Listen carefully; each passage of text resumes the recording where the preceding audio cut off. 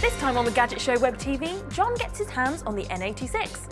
I get you up to date with the latest tech news, and Otis hits the cutting room floor with onetruemedia.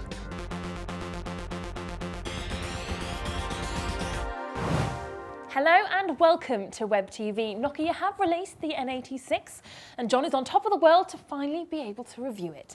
Well, he's up on the roof anyway.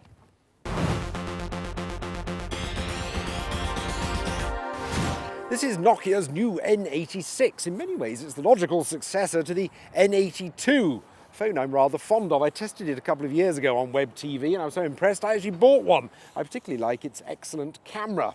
5 megapixels, but with a real xenon flash, which is very useful. Nokia have also lavished a lot of attention on the N86's camera.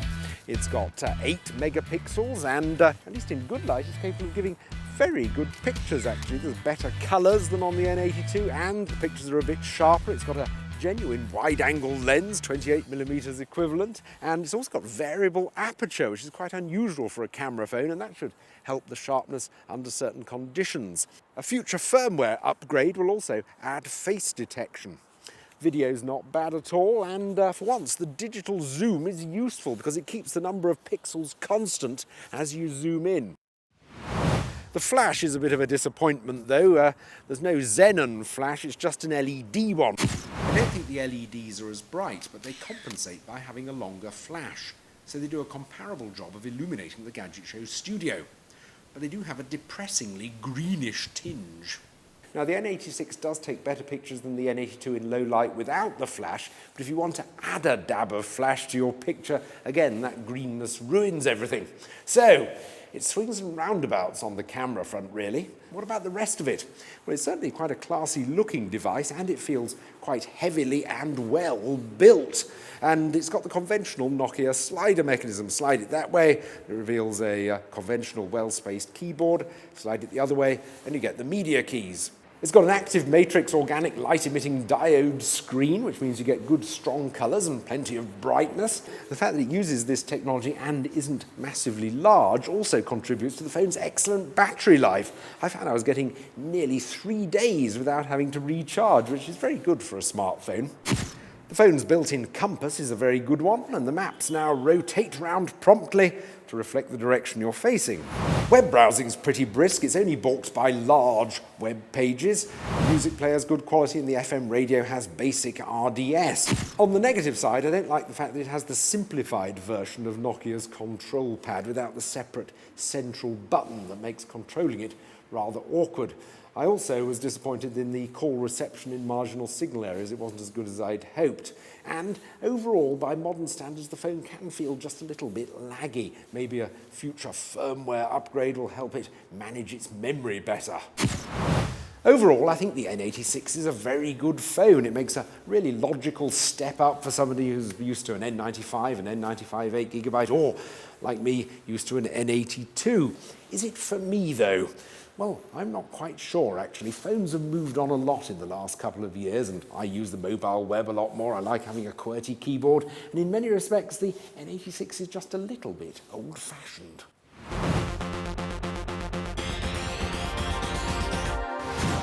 Right, news time now, and great news because London will be able to receive Freeview HD by the end of the year. The BBC have confirmed that they have come to a deal with the broadcast transmission providers to upgrade the networks in key areas of London. The HD broadcasts are being rolled out with the ongoing digital switchover, but the deal with the BBC means that additional transmitters are being built especially for London to cope with the demand for HD. The BBC also confirmed that other cities are not too far behind, with Glasgow, Newcastle, Birmingham and Leeds due to be transmitting HD during spring 2010. HD channels from the BBC, ITV and Channel 4 will be available from launch, but there's no word yet on which manufacturers will have a box capable of receiving the Freeview HD signal, as there are currently no Freeview set-top boxes with the ability to do so. So keep an eye on our website for any news on compatible Freeview boxes. Next, Toshiba have revealed two new additions to its satellite range, the Satellite L450 and the Satellite L555, to coincide with the launch of Microsoft's Windows 7. The L450 comes with a 15.6-inch 16:9 True Bright HD display, has up to 500 gigabytes worth of storage, up to 4 gig worth of RAM, and it's powered either by an Intel Celeron T3000, an AMD Athlon, an AMD Sempron, or an AMD Turion dual-core processor. The choice is yours. It also comes preloaded with Windows 7 Home Premium. It's got an HDMI port, 3 USB 2s, and it comes in a nice shiny silver finish. The larger L555 comes with similar specs to the L450, only it has a much larger screen at 17.3 inches, an Intel Core 2 Duo processor, and has more connectivity, including an eSATA connection and a more powerful ATI Radeon graphics card. The L450 costs around £329, whereas the Satellite L555 comes in at just under £700. Next up, Otis is having a look at online video editing website onetruemedia. You may be watching Dion and myself do our thing here on the web and think, that's really easy, I could do that, but it's not. You see, because you need a show reel, first of all, before you can even get an agent. But how do you get a show reel? Well, that can be very expensive, because obviously you have to pay for professional people to do that for you. Or so was the case until now. Allow me to introduce to you onetruemedia. If you have a story you want to tell, or maybe you want to make a show reel, this is the place to go. It's all browser-based, and they have some basic editing tools that allow you to put together your own short film, show reel, journalistic piece. It's absolutely free, which is a great advantage because editing software can be very expensive. If you're using it free, then anything you edit within a window cannot be saved. But if you pay a small fee, which is at the moment $40 a year, you have unlimited storage, no ads, and then of course you can share it online. You can upload it to Facebook, you can upload it to Bebo, or you can send it to YouTube.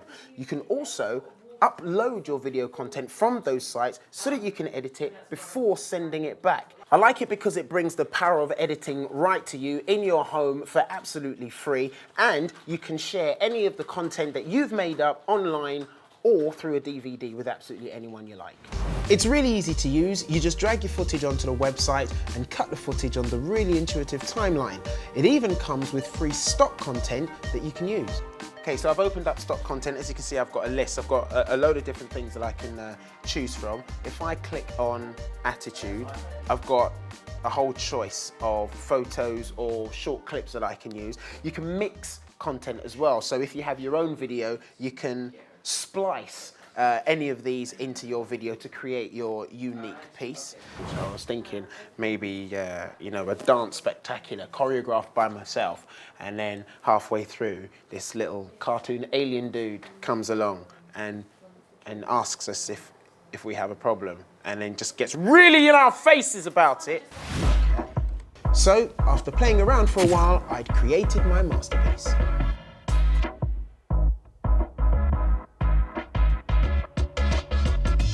Now, getting to grips with the editing tools can be a bit fiddly to start with. It's almost like learning a new language. But it's free. You get to edit your own content for nothing. If you choose to pay a small fee, then of course you can store your stuff online and you can have a professional video made up. It's great. Well, that's all we've got time for today, but next time on a spooky edition of The Gadget Show, Susie and Otis tried to scare the living daylights out of a special guest. Make sure you don't miss it, Monday, October 26th at 8 on 5. Until then, you can keep up to date with us on Facebook and Twitter, and keep watching our website for special extra content. See you next time.